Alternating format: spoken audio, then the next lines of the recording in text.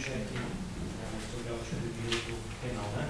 Então, a gente seguindo com a interdisciplinaridade do tema, a gente chega agora no direito penal para tratar do artigo 171, mais precisamente o parágrafo 2º, inciso 6º, que vai falar aí do crime de estelionato cometido mediante a emissão de cheque sem fundo, né? É um tema um pouco polêmico, tendo em vista aí a diversidade, a divergência de opiniões quanto à criminalização da emissão do cheque sem fundo, né? Todo mundo sabe aqui que o Código Penal data de 1940 e naquela época, como na maioria dos assuntos abordados pelo Código Penal, os valores da sociedade naquela época eram um pouco diferentes dos valores de hoje em dia. Então, assim, a emissão de um cheque sem fundo naquela época era considerada uma prática gravíssima, o que levava as pessoas, o emitente do cheque, até a prisão. Era uma prática considerada aí absurda e tudo mais. E diante dessa situação, as pessoas que eram presas e tudo entravam com habeas corpus, com recursos junto ao STF. E diante dessa situação, o STF se viu obrigado a editar uma súmula, que é a súmula 246 do STF, que diz que quando não há fraude na emissão do cheque sem fundo, o crime de estelionato não se caracteriza.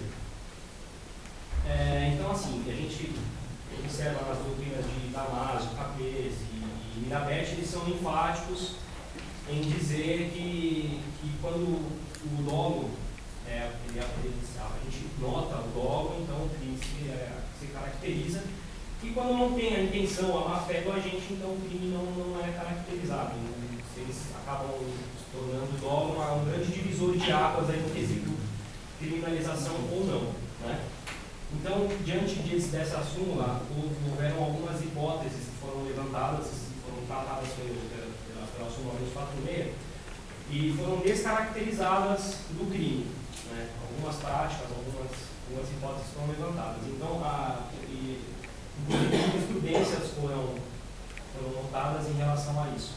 Então, vamos citar uma delas, o cheque, quando ele é apresentado como promessa de pagamento, como foi citado pelo grupo anterior, quando você emite um cheque e você está dizendo que você quer pagar ele numa data posterior, a pessoa que recebe o cheque, está pegando o cheque de você, ela tem, lógico, a consciência de depositar o cheque naquela data, ou seja, ele sabe que naquele momento a pessoa que está emitindo o cheque não tem fundos, não provém fundos para poder estar pagando o título de crédito, né? Então, assim, se por acaso a pessoa deposita antes, lógico, a pessoa agiu de uma fé no emitente, então o crime é descaracterizado nessa hipótese.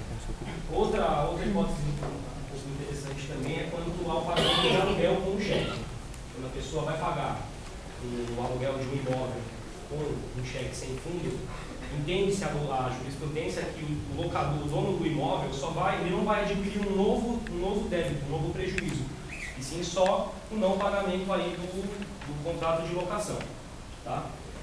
Uma outra situação um pouco interessante aí também, que a gente montou inclusive no direito civil, tá? Quando a pessoa emite um cheque para pagamento de dívida contraída através do jogo ilícito. Tá? A doutrina e a jurisprudência entende que aquela dívida ela surgiu de um ato ilícito. Então, assim, o estelionato não existe no caso de você emitir um cheque para pagar uma coisa de origem ilícita. Tá? Mesmo que seja sem fundo, ele está pagando uma coisa que não é legalizada, não é aprovada pela lei. Tá? Não tem um código que diz que aquela prática ela é considerada legal. Tá? Então, assim, a gente nota nesse tipo de hipóteses que o dolo é muito importante. O dolo, tá? A intenção. Não havendo a intenção do emissor em fraudar ou em cometer o estelionato, a gente não pode caracterizar a emissão de um cheque sem fundo como estelionato. Tá? Porque a pessoa que emite o cheque nesses casos, ela age como imprudência, imperícia ou negligência, que são aí os requisitos do crime culposo. E o Código Penal não adota o estelionato na modalidade culposa, portanto, o crime não pode ser justificado pela legislação. Tá? Só que assim, a gente também não pode considerar que o artigo 171, parágrafo 2º, inciso 6º, seja uma lei, um artigo morto, tá? Porque ele tem também a parte que trata do crime. Tá? Que algumas condutas, no mesmo estilo das hipóteses de não haver o crime, ainda a gente tem aí as hipóteses que são tratadas como crime. Tá? Quando a pessoa, por exemplo, age de má fé, ela sabe que ela não tem fundos naquele momento, e mesmo assim ele emite o cheque, ou quando quando, antes de compensar o cheque, ela vai e retira os fundos do dinheiro da conta, tá? Antes de ser depositado o cheque. Tá? Também a gente pode citar a prática reiterada, ou seja, a pessoa emite um cheque em um lugar, emite um cheque no outro, emite um cheque no outro, sabendo que ela não tem fundos para pagar. Se por acaso ela emite um cheque e aquele único cheque volta, tudo bem, ela até pode dizer, pode até alegar que ela não teve intenção de cometer o crime, mas se ela faz disso um hábito, ou seja, ela passa em vários locais, aí sim, pelo dolo, pela intenção, a gente consegue determinar que aquilo é um crime, tá?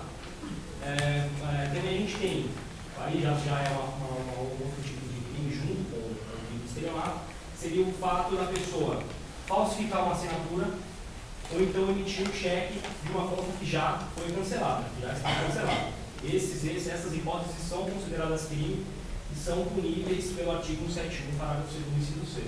Só para terminar, então, assim, diante disso tudo, a gente cabe única e exclusivamente aos juízes, aos operadores de direito, analisar caso a caso, tá, com certa diferença de observação, tem que analisar todas as circunstâncias da emissão de cheque, toda a história envolvendo aquele caso, para que a gente tenha um julgamento aí justo, né, e a pessoa seja punida pelos atos que ela cometeu, com a intenção de prejudicar uma outra pessoa. É isso, obrigado.